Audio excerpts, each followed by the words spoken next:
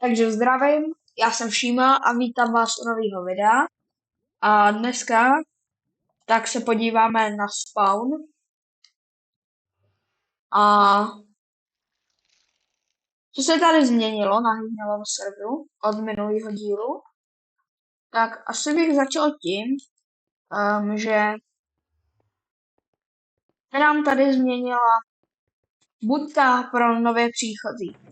Pak jako další tady máme cobblestone generátor, že si tady můžou lidi natěžit kolik jsou toho cobblestoneu.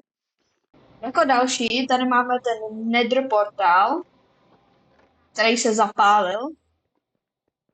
Pak tady máme obchod Bombičiho, kde bude prodávat jídlo. Barely má prázdný nejspíš. A to je. Vypadá to, že jo. Jenom. Ještě tady tady. Jo. Tady by se nemělo vstupovat, ale my jsme moderátoři, takže můžeme. OK, tady má postel, plnou čestku. OK. Jo, a tady má farmu, jo. Bambusy tady má hezky. Jako další, tak tady to je úplně nejstarší obchod. A to Minecraftáka. Měl by si to asi šéfe doplnit. Jako máš to docela prázdný. Jako další, tak tady máme Hýňalovo zašírvárnu, kterou postavil Hýňal. Ty kuchyni se nebudeme raději vyjadřovat. V dalším patře máme vždycky mrkev. A jo, takže hráč si může vzít jeden tak mrkve zadarmo a pak to tady můžou hezky snít. To je nice, to je nice. Jako další, tady máme tady Lukášovo shop a tady je vending. Můžu se jít k tobě týku podívat, OK. Kompas. Jo. Tady mají kompas, chápu. Jo, to je dobrý, že to ukazuje, kde je spawn. No, a nakonec tady máme vlajku, kterou postavil Hýňal s Lukem. Hýňal ji navrhl. A to bychom měli ze spawnu všechno.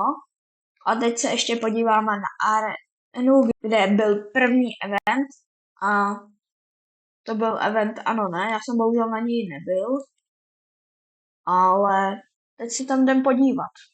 Tak já jsem se tady portal do vesnice, od které je ta arena kousek, to se půjde tady rovně. A tady, jak je ta řeka,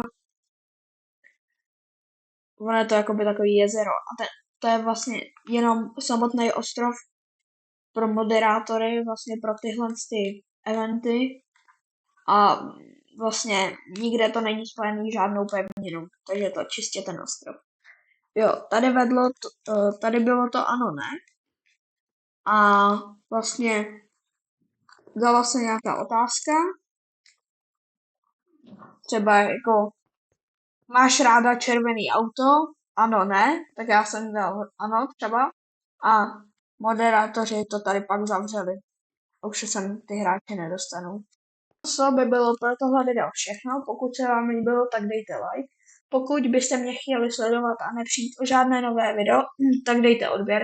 A můžete se samozřejmě připojit na Hýňalovo Discord server a připojit se na tenhle Minecraft server. Tak zase v nějakém videu. Čus.